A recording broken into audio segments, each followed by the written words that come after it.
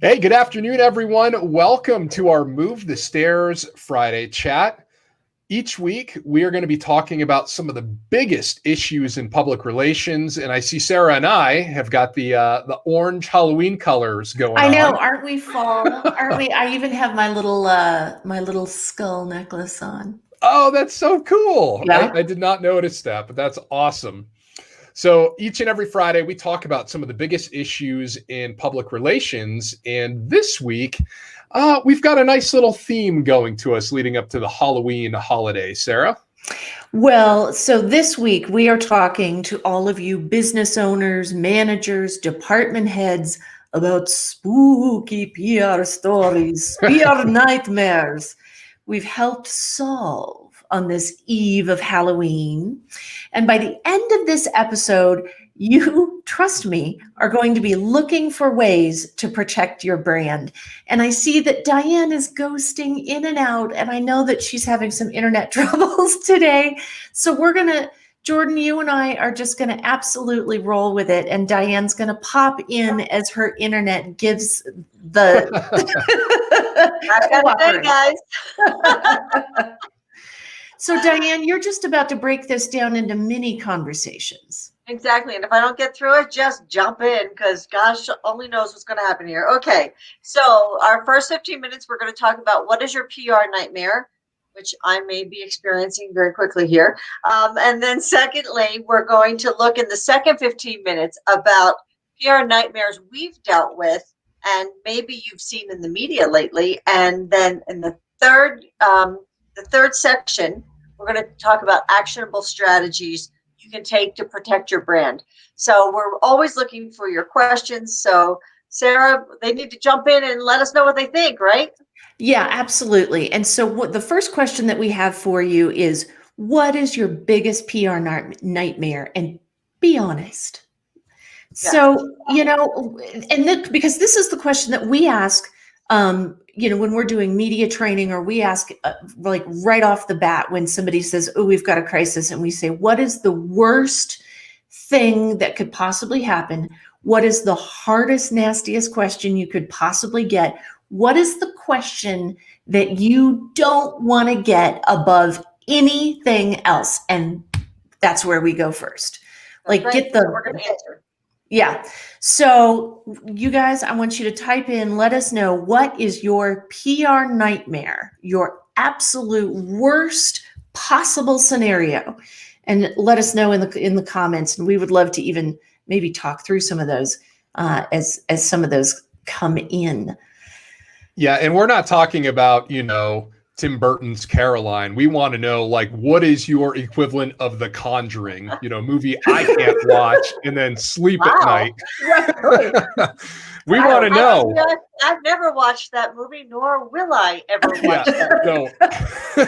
No. We also have our free downloadable one sheet. This is going to be a 5-step crisis outline for you. And what this outline is going to help you do is organize your thoughts as you're going through the process of figuring out what could lead up to your PR nightmare. So highly encourage you, after our vlog ends, log on to mncommunications.com, go to the Move the Stairs blog section, and you'll find that link embedded into the blog, and you can click through and get that. It's going to be tremendously helpful as you're making these plans. Absolutely. So we're going to start out the conversation today, as we tend to do, with a little bit of description, a little bit of definition. What is a PR nightmare? Now, all three of us are out of television news. All three of us were working journalists at one point. And so we deal with crisis. We dealt with crisis all the time. And these were, flames or shipwrecks or, tragic events. So we've dealt with all of those crises. And Diane, I mean, my goodness, your name is Disaster Diane. So you have a broad swath of nightmares to choose from. I do. Yes, when I was at NBC News in New York, that's what they coined me, was Disaster Diane, because if a disaster happened, it was usually during the shift I was working. And so, I did everything from Heaven's Gate, if you guys remember, this is Oh, really yes. going back in time. No, I where remember that one. I remember that one. people were That was supposed to weird. ride the comet to eternity, and they were all, I know, Jordan, you probably weren't born, but anyway, they all had on their Nike tennis shoes, and they were Yeah. covered in purple shrouds. Oh my Yeah. gosh! But probably one of the we had the Olympic Park bombing during the Olympics. We Yep. had the I don't know how many crashes, but TW 800 crashed on my 10th night there. And as I was ending my tenure, Princess Di died. We had to move everything to London, and then Mother Teresa died 3 days later. Right. So everything had to move to Calcutta. But then we had to split coverage. Came back to Denver, thought it was going to be pretty calm, and man, did we run into Columbine, and that was something. Left News, there were many others in between. Left News in New York for a big meeting for National Stroke Association on 9/11. So, So this nickname is well earned. It is well earned. NBC used to say after I left, if you're coming to town, call us beforehand so we can put Please let us know so we can staff up. So pretty, and you just get to the point where when a crisis happens, you calm yourself.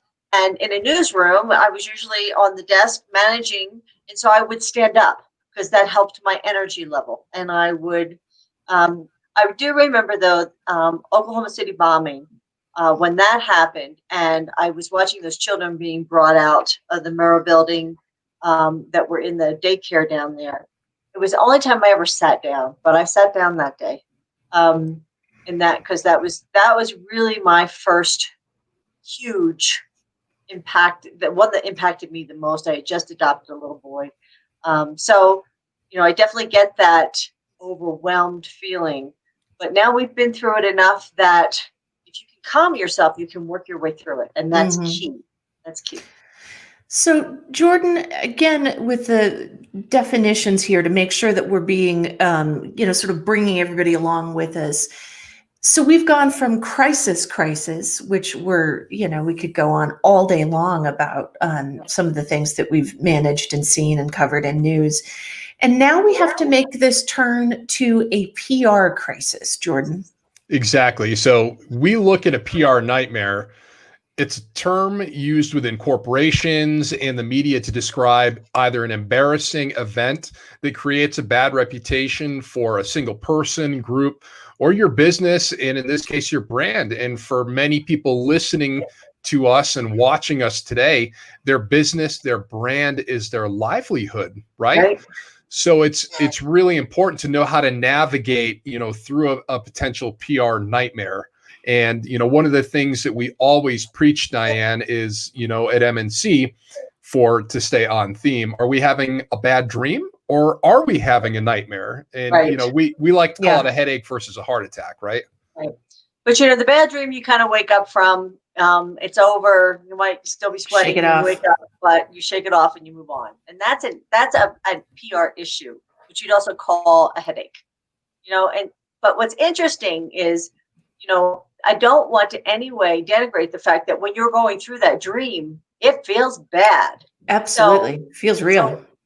So it's really interesting to have somebody who you can kind of bounce that issue off to feel, is it really, is this a headache or a heart attack? And sometimes you need that outside perspective because it may feel like a heart attack at the time, but it isn't, and you don't want to turn it into a heart attack. A heart attack is something that's going to be ongoing, that's going to have significant impact on your business and your reputation. And so that's where you get to the heart attack. So best practices, first thing, breathe, take a breath. There's nothing that you have to respond to in the next 30 seconds. That doesn't mean you get to breathe for 15 minutes. I'm sorry, that doesn't happen. Right. But you do get to take a breath and just kind of think, okay, I got to take the emotion out of this. This is not the worst thing in the world because we've all been through so much now that, every time we think it's the worst thing in the world, there's always something worse. And really just need to sit down and evaluate the situation. And I find that if you put it into as you would say, Sarah, snackable pieces. You really kind of sit down and say, what are the steps I need to go to? And how do I do this? You can work your way through it because it's not usually rocket science. It's basically first gathering the facts. Take the time to gather the facts. And you want to get to the media and say, we know there's a problem and we are working on it and we're going to get back to you. And you want to make sure that you're thinking about your employees at that point too. So for the media inquiries, they're going to start flooding, and I mean flooding in. Especially you'll get tweeted, you'll get messaged, your phone will start ringing, and all that's going to happen at once. So you're going to have your basic message that's, we know what's happening, and we're finding out more about it. We're gathering our facts. We'll get back to you, and then you want to give a specific time. You want to find out their deadlines. If you pick up the phone and there's a reporter on the other end of the line, the first question you want to ask is, what is your deadline? Now, if it's a breaking news story, their deadline is right then. And that's when you have to say, I promise you, I will get back to you in 15 minutes with whatever I know, but we're just gathering the facts, but we are on it. And that's the message. We are on it is what you really want to get out in those first 5 to 10 minutes. Then when you do start giving facts, make sure you have the facts. I cannot tell you. In fact, we just now take it for granted that when we see a story breaking, probably everything we're going to be told is wrong. Because people are talking as facts are emerging and things change, right, Sarah? Well, and I'm happy to see many, many news outlets are now posting something on breaking news that says, in a breaking news situation, the facts change and information changes very quickly. And information that we may report that was accurate at the time may change in a breaking news situation. And that, I think, is a very honest and open assessment, because here we are in this moment where you can broadcast from your cell phone, and if there are flames happening, somebody's broadcasting it, and you don't know that information. So that's the idea of putting out a statement that says we don't know, or we have information, or we have this information, and it will be updated over time, is something that I think that people are getting used to and should, because that's a true thing. And absolutely. And you could even say, here's what we think we know, but we are gathering facts just as we're talking to you. And we know that you desperately want as much as we have. So we're going to give you what we think we know, but these could change. And if you say that in the beginning, it gives you a little leeway as things do change, because they will change. That's the bottom line, is they will change. And if you've already said that, then you can go back to that when people say, oh my God, they got this wrong or they got that wrong. And instead say, as we said, we were trying to answer your questions as honestly as we could with what we knew at the time, but then things changed. And so you're kind of prepping for that. And that's just really the situation that happens in breaking news. That's the situation that happens in crisis. You're going to learn new things where you're going to think, oh, if only I had known that, or I had no idea. I mean, how many times in a crisis have we all said that, where you just have that moment where you're like, well, that changes everything. And so just know that's going to happen. And so if you just are upfront about it in the beginning, it takes a lot of the sting out of that. The other Diane, thing is, I love how confidently you were talking about, it was almost as if you put yourself in that position where you were the spokesperson saying, hey, we're still getting the facts together.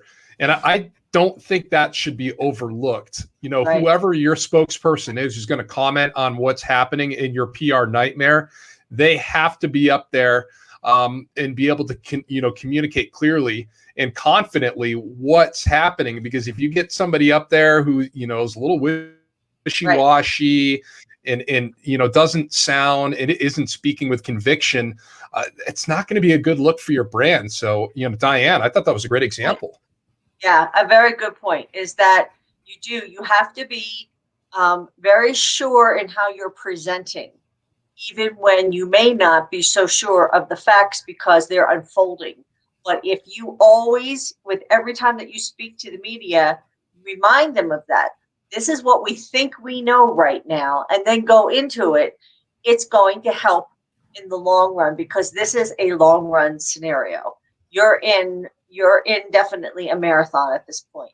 The other thing is to make sure you have somebody who's media trained and a backup, because the first person Hopefully they're there and they're available. If they're not, then you have somebody that you're ready to go to. But also, that backup person is helping manage all the requests that are coming in, helping with the messaging, someone you can bounce things off of, who also is media trained and understands they may be out there too. So they're going to have, they're going to be very invested in what you say and how you say it and how successful you are. So to have that second person that you can really depend on is huge. And I understand that many of you who are watching have pretty small organizations. So if you're the president, you need somebody, you need your number two there with you who's going to help you, or you need to have somebody you can call who's a professional on the outside who can be writing and thinking about how things are going to be told or how things are going to be taken, as you're talking. Because the other thing is you want to be as prepared as possible and as little off the cuff as possible in a PR nightmare, because everything you say is going to be evaluated from 10 different ways. Right. And just a couple of sort of housekeeping type things that we always go through at this point with clients. One is, first and foremost, if you have flames or some, really tragic thing happening, check your social media. Make sure that it's on pause, that you don't have some pre-produced, pre-scheduled, hey, widget sale today going out if your widget building manufacturing facility is on fire. Right. So check your social media and make sure that you've got that paused and managed. And then, the other thing, just to reiterate on a point that you made, Diane, I mean, we have an internal crisis plan. So each of the three of us has a particular role, and we know what it is. So if something happens to one of our clients, two of us are on the road to get to that client location and set up and start managing that location. One of us is what we say back at the ranch, monitoring social media, monitoring our data and analytics software to get a really good, clear picture and pull messaging and update messaging based on what's happening on the ground. So we're going to get to more of that in a minute. But right here, as we're talking about this, heart attack moment, part of this 30 seconds that you take to breathe is thinking through, okay, what are the steps? What are the couple of things that I need to do right away? And then I need to find my additional information. And then I need to start making a plan for how to manage this particular situation. So right now it's your turn. In the comments section, we want to know, what are some of the ways that you have prepared to deal with a PR nightmare?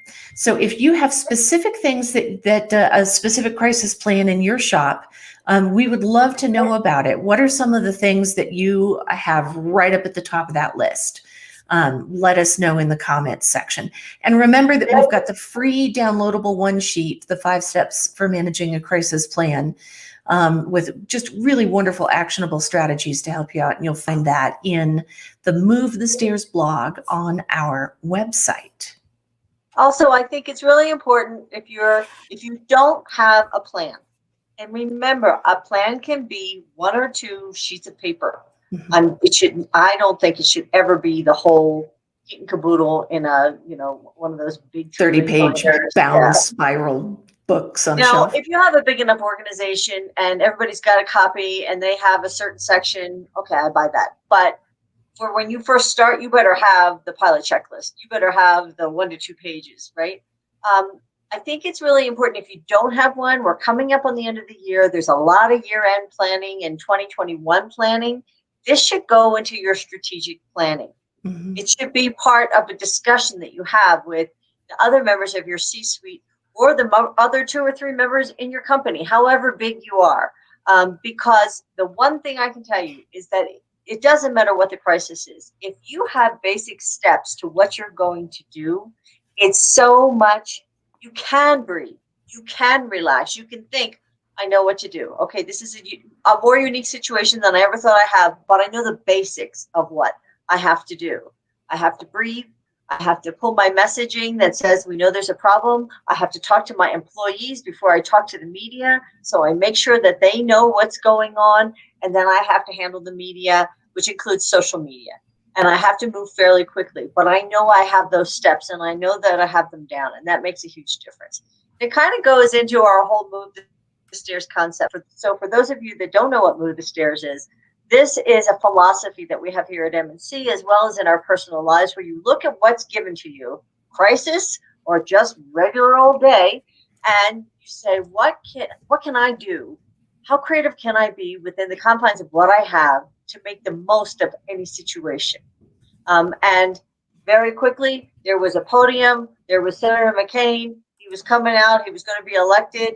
And the stairs led to my competition. The stairs off the podium led to my competition. I unbolted the stairs, moved them to my side, and we got him first, which was the most important thing in television news, which is total inside baseball, but that's the truth. Whoever gets the interview first wins, and we won the night because I moved the stairs. So we look at that analogy as how you can move the stairs and how we can move the stairs for any of our clients, and how we, as we said, in our personal lives, what's life given us? How do we make the most of it? And how do we win the day? And that's the key to move the stairs. So I think that's really important for us to know right now. All right. And I think too, excuse me, just clearing my throat. We can edit that out. Yes. It's fine. A little note for our podcast editor there. But, as we move along to the juicy stuff, right? People listening, they want to know what we have dealt with and, Right. Some of the things Or that we've do seen in you? the media recently. What's that? Or do they, I Jordan? really want to know. Really. I don't know.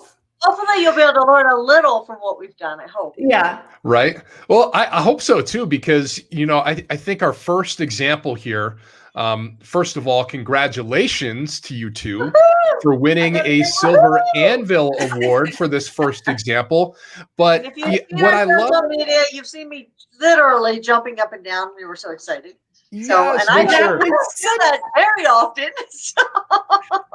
Diane, I want you to explain what the Silver Anvil is, because this isn't just your regular award. This is a big deal. So we won the Silver Anvil from Public Relations Society of America for our crisis, the way we handled a crisis in a little town south of Denver and south of Colorado Springs called Manitou Springs. It's a national award, and I have no idea what it's a national award, and we are thrilled. It's our first national award. And we're also thrilled that we got it for crisis communications, because crisis communications and brand protection PR is what we're all about. So that's it in a nutshell. Well, and what I want to point out about this award is nobody's ever heard of this crisis, right? Well, few people have heard. A handful. A handful. Yes. But Jordan, you were in TV news. This is what I love. You were in TV news at the time in Colorado Springs. What did you hear about that event? Nothing. Not a whole. The best PR sometimes is no PR, right? No media. My station was not live there, but I do know one of our competitors at the time, they were live there. So we were keeping an eye on things in the newsroom. But the most important things that we were talking about was, the road closures that occurred because of this event. And that was kind of it. But when it came to things happening on social media or, something, God forbid, something happening there, nothing happened. And, things that were happening behind the scenes, we had no idea. Not a clue. Bingo.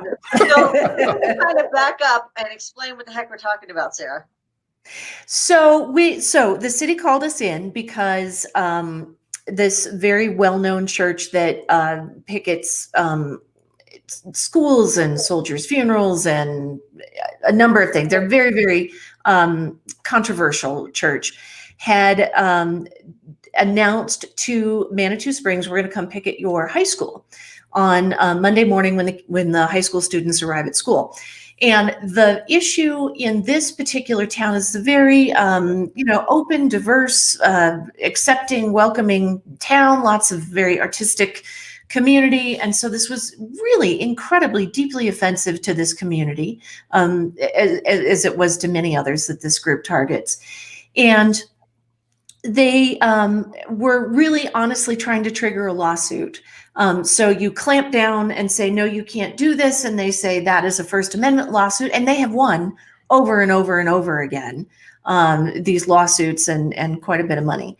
So this became the kind of thing where the city and the school district was trying to figure out, what do we do and how do we handle this and how do we manage this in a way that ensures that First Amendment rights are protected for everybody, for this group and for counter demonstrators. And what do we do with a community nearby that has a lot of concealed carry permits, and the police were concerned that there was going to be some, mix it up activity between the two groups, and where this high school is located on top of a hill with exactly one road in and out. So if mix it up did happen, it was going to be within spitting distance of the front door of this high school, and there would have been students in the middle of it. I mean, so it was a really volatile situation and there were, I don't know, Diane, I think 5 different agencies or 6 different agencies, groups, city departments, whatnot involved. So it was a incredibly complex, simmering, potentially explosive issue that thankfully Jordan Station didn't think was a big enough deal to cover it, because they were worried about parking and road closures, which is exactly what we worked to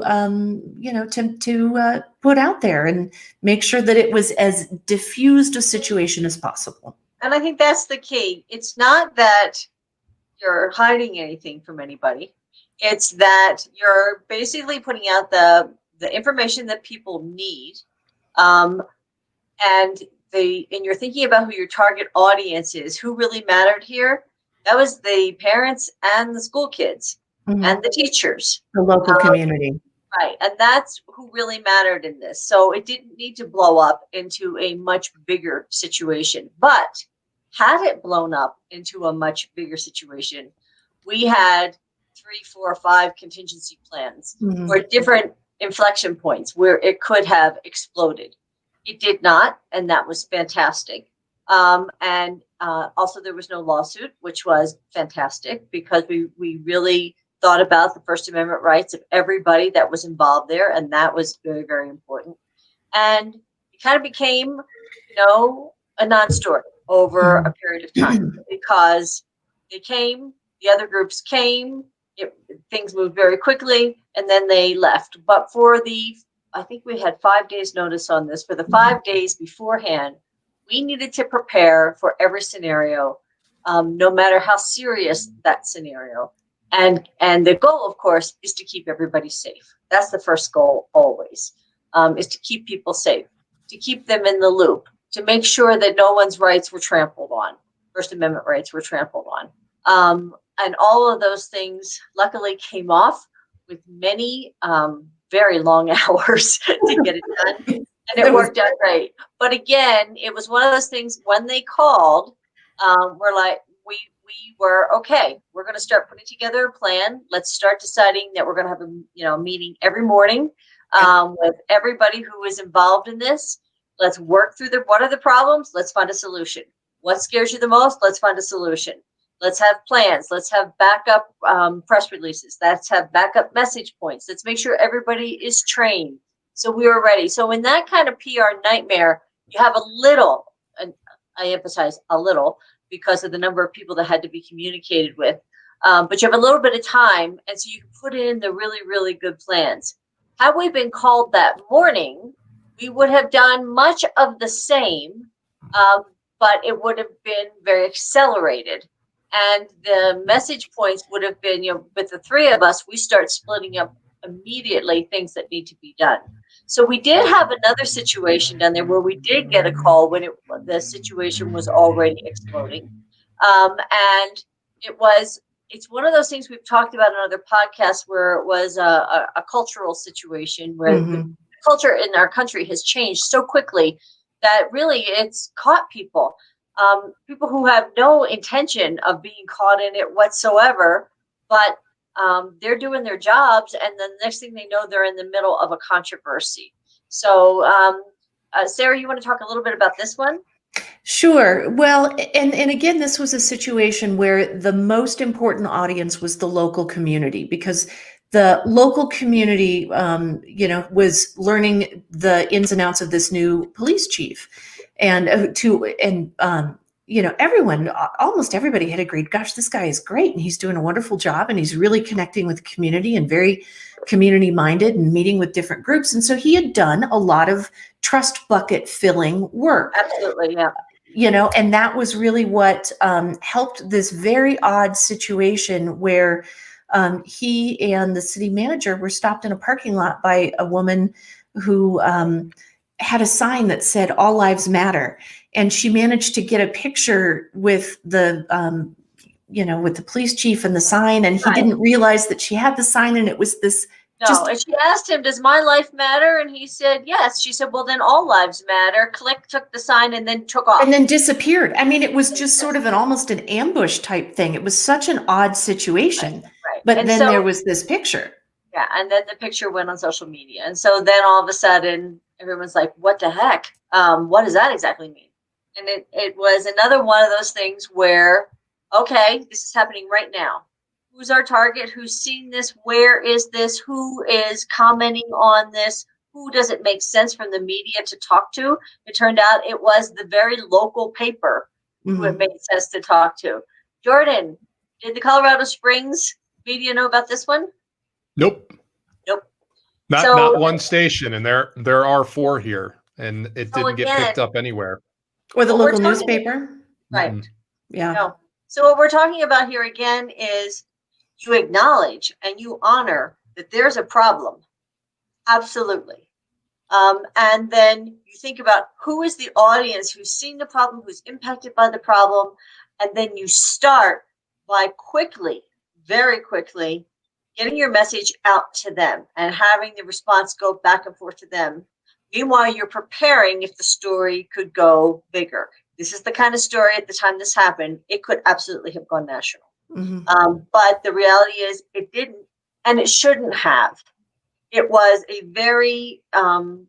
very small situation, but certainly one, having been at Network News, one that could have been pulled very quickly as an example type story, which would have been horrific for both the police chief and the town. And instead, within 2 days, the story was done.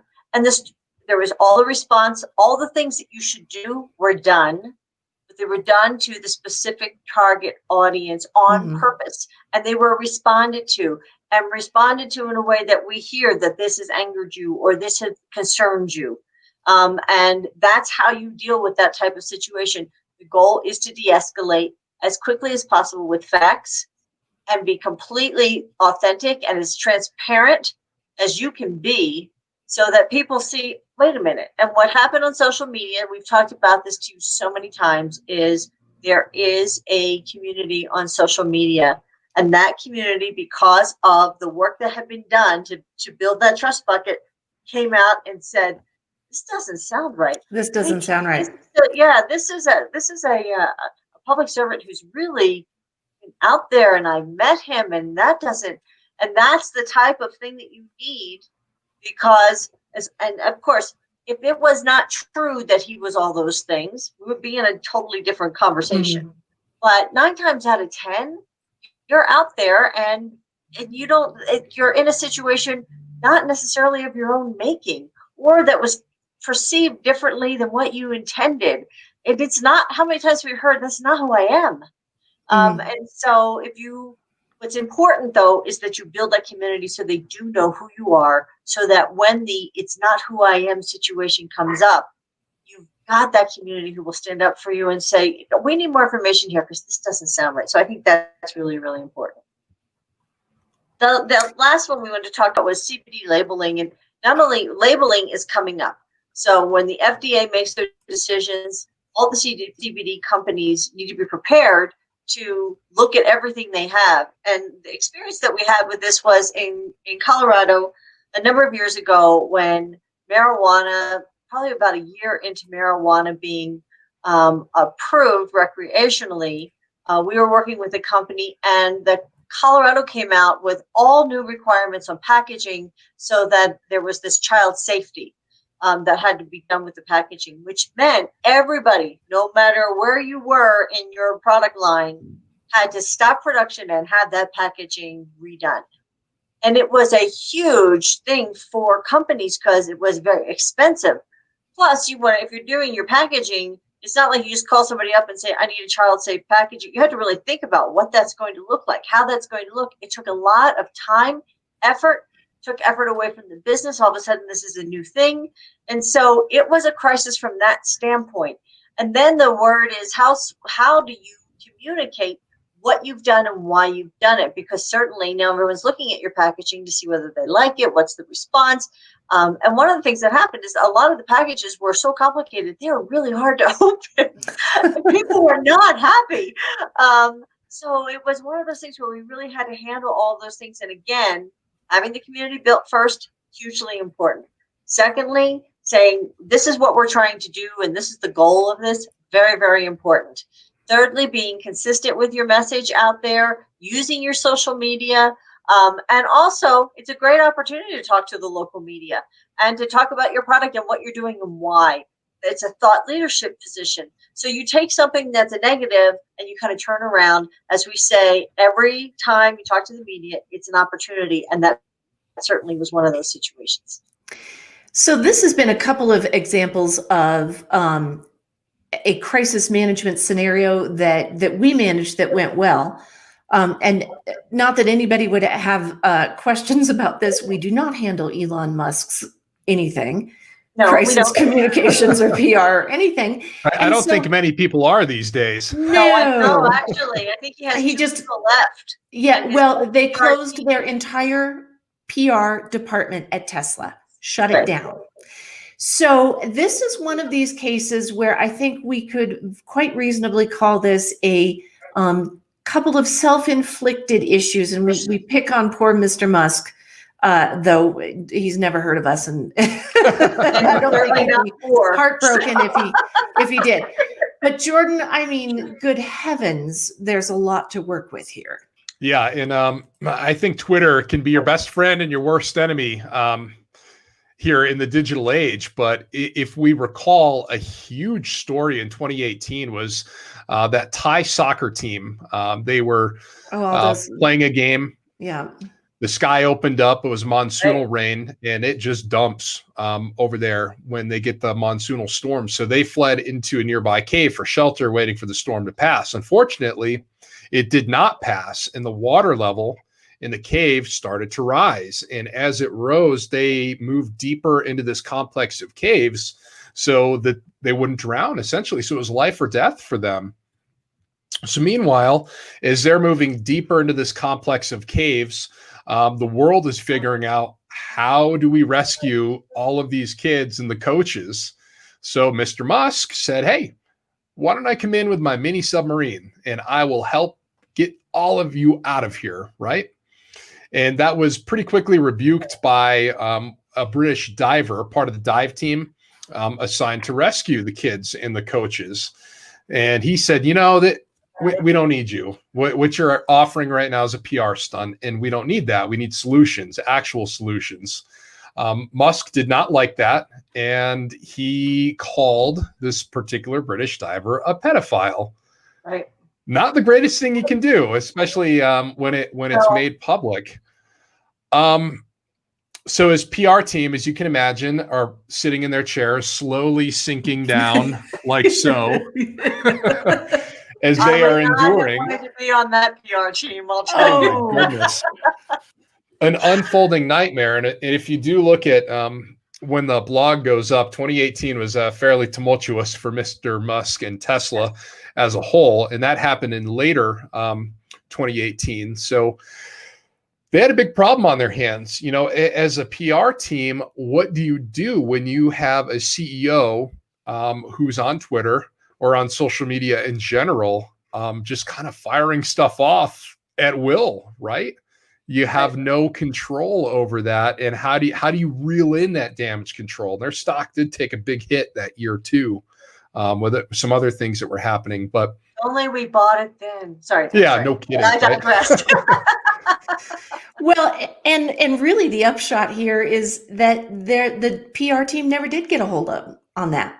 Right. And he went on to do it wasn't a disastrous interview with Leslie Stahl, but it wasn't a great interview. And we used that as an example of what not to do. Right. He didn't prep for Leslie Stahl. So if you're going to prep for a journalist, it better be Leslie Stahl. Yeah. Right. So, you know, and in any case, it doesn't matter because Tesla has closed down their entire PR team. And one of the auto magazines said that we're going to have to run a disclaimer basically in any coverage about Tesla from now on, saying we are unable to independently verify any of the information that Tesla provides to us because there is no mechanism for asking for clarification or more information or a quote or an interview or anything else. So, you know, there isn't a whole lot to say because they didn't fix that. They clearly don't think that it's important to fix that. And there are times when I would say for the PR pros out there that are watching or listening, there are times when it's time to move on. Yeah. And if you have a situation with a boss, if you have a situation that where it's just untenable and you cannot do your job and that person is not going to listen to you and there's going to be these bombastic outbursts, I would say to you, life is too short. So, and it's your reputation too. Out there, right? I mean, and there's really the other thing. Yeah, it is your reputation. It is your reputation. So there are times when, it's time to fire a client or it's time to fire a boss. And that means you need to get a move on. And that's what I would say to anybody that was in that type of situation is, this is America. You get to work wherever you want. Go find another job because if you can't do it and the person just does that, I mean, the person absolutely wants to self-inflict this type of stress and problem and whatever, that's okay. They're their right to do that. But it's your right to decide whether or not you want to work there. And there are times when you have to say, this is more than I want to do. So that's an aside, but it's the truth, and it saves the crisis in your own personal life, and that I can attest to. You got to cut down on crisis somewhere, and you might as well start at home. Exactly. I mean, there are times when you're asked to do things, and you have to say, "Wow, that's the line that I cannot even come close to, let alone cross." Right. And you have to have the wherewithal, and that's where building your own community really matters, because in that scenario, you go out to your community and that's your own personal PR. And that should always be part of any public relation person's job, is to also realize that we also all have our own brand.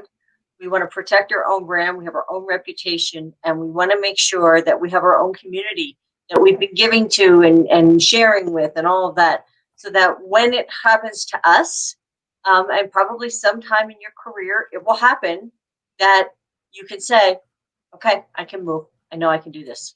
Yeah. No matter how scary it is. Even if you work for supposedly the coolest company in the world, which is Tesla. So, I know it's such an odd situation. But tell us what you think. What are the PR nightmares that stand out for you recently? There are so many to choose from. We'd love to know. Especially in 2020. Holy moly. 2020 has been a cornucopia of PR nightmares. There's one streaming on Amazon Prime right now. Yeah, right. There's shows about them. There's blogs. There's podcasts. Let us know your favorite. We would love to find out. So just so you have an idea of what we're going to talk about next week, we're very excited because we have a guest next week. And we're going to get the inside scoop on using paid digital marketing strategies on Facebook, Instagram, and other channels to build your CBD company, as well as build your regular business or a non-CBD business without spending a ton of money. And remember, when we talk about PR, we use the peso method, and P in peso stands for paid. So It's very important that this be a part of your overall integrated strategy so that you're doing that consistent communication. And so you're going to build awareness, you're going to build your customer base, and then you're going to retarget, and hopefully you're going to bring customers in to either buy your services or buy your products. And so that's what we're going to talk about next week, and we're very excited about that. Okay, so, and if you have any questions about that, please email or post your questions for next week, and we'll be happy to answer them. And this is just so important because organic reach on social media does not exist. Yeah. So if you are in the market for promoting a product or a service, make sure to tune in next Friday. But before we get too far off track, I want to get into our third topic because we've talked about what is a PR nightmare. We've laid out some great examples that we have worked with internally and some very public examples too. So we also want to walk you through some strategies that you can use to protect your brand. So these are going to be proactive strategies to maybe take your bad dream and prevent it from becoming a nightmare. Or if you are in a full-blown nightmare, you can kind of walk it back to just a bad dream. So we use a three-pronged approach to protect your brand and deal with, negative PR that may be happening surrounding your brand. And, the first thing, Diane and Sarah, you both have mentioned it a couple of times here, is building your community. And how do you do that? If you're going to talk to them, we're going to use the M&C 4 Cs. We've talked about this on previous podcasts too, but this is going to be a clear, concise, conversational, and compassionate conversation that you're going to have with these, your employees or your customers as well. So whatever that target audience is for that particular message, you're going to make sure that you're using those 4 Cs across your network of, your channels or your networks of communication so that they're most likely to see or hear what you're trying to tell them, right? Absolutely. Yeah.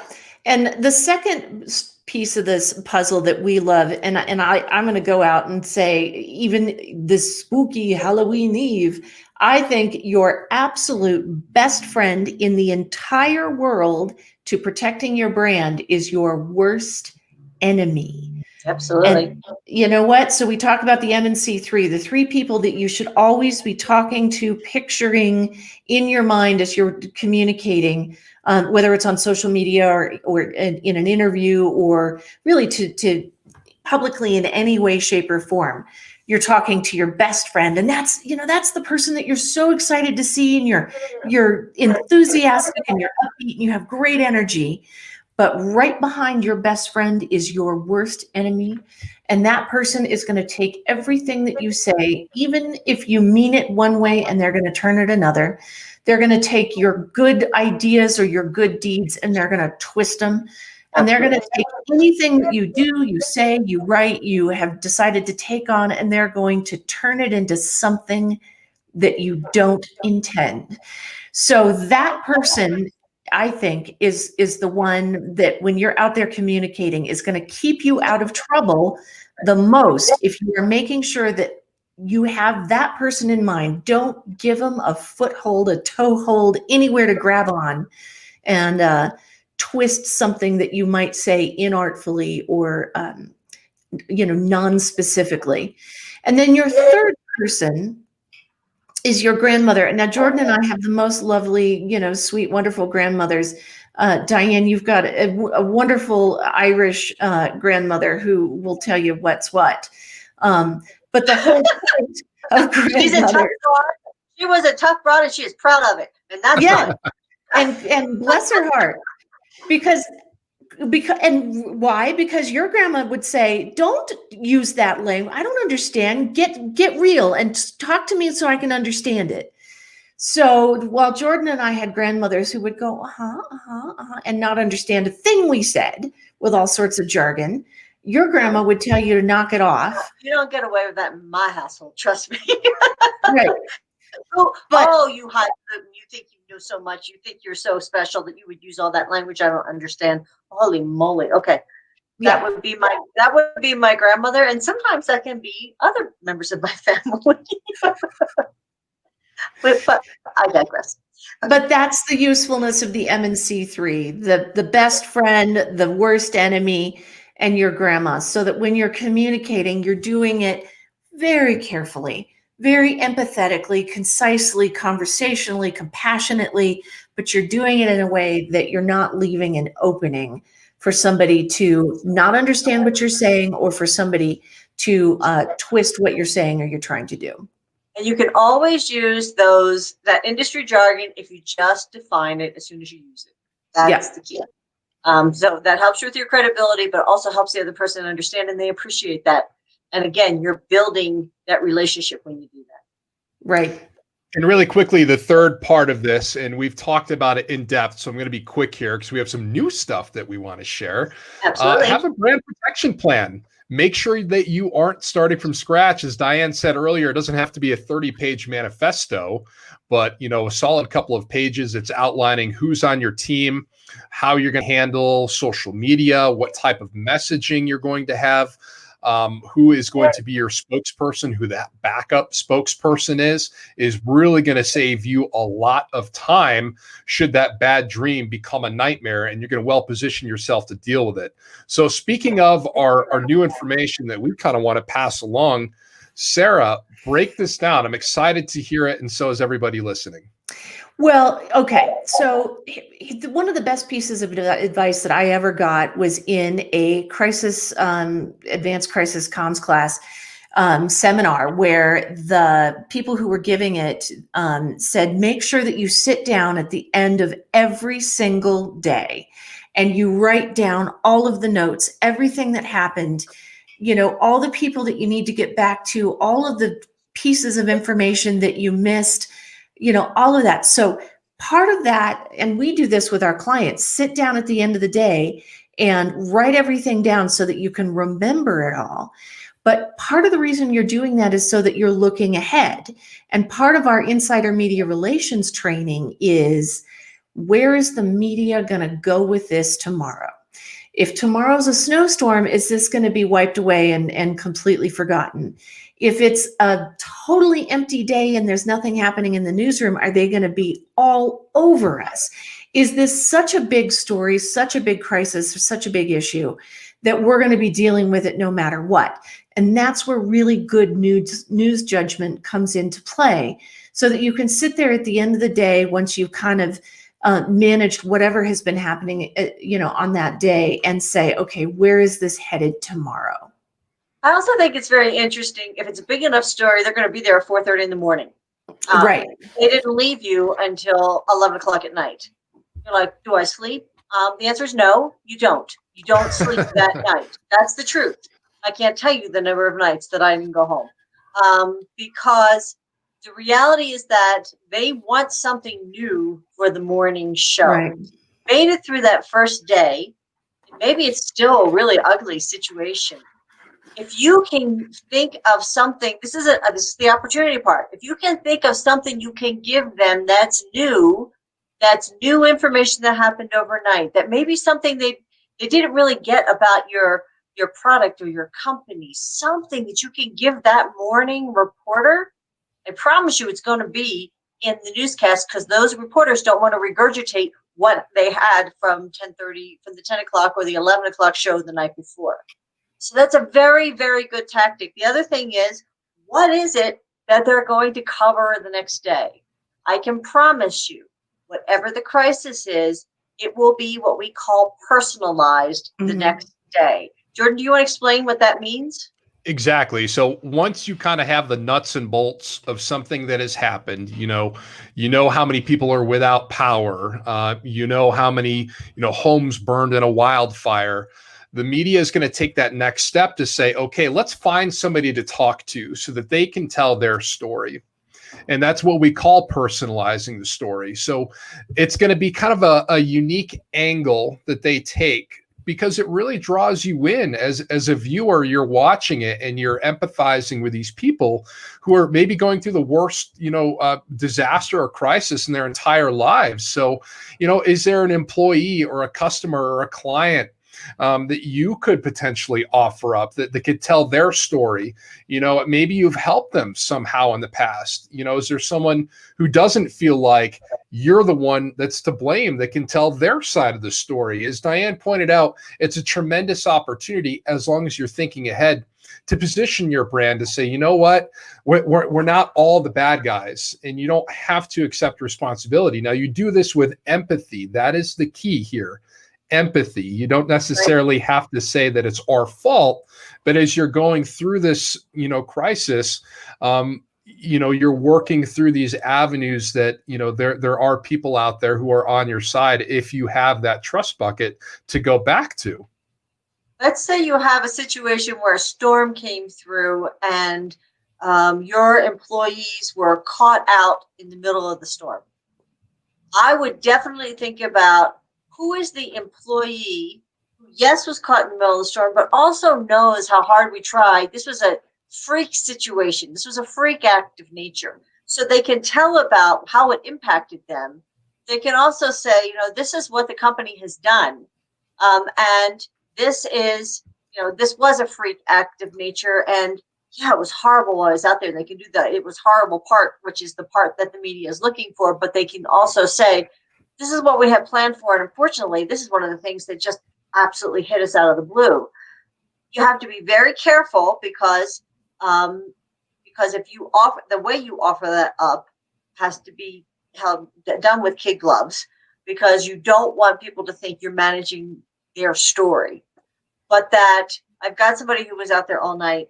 They work for us. They've been an employee for 25 years. If you'd like to talk with them, they'd be more than happy to talk with you. That's kind of how I would go about that. Sarah, is that what you're thinking?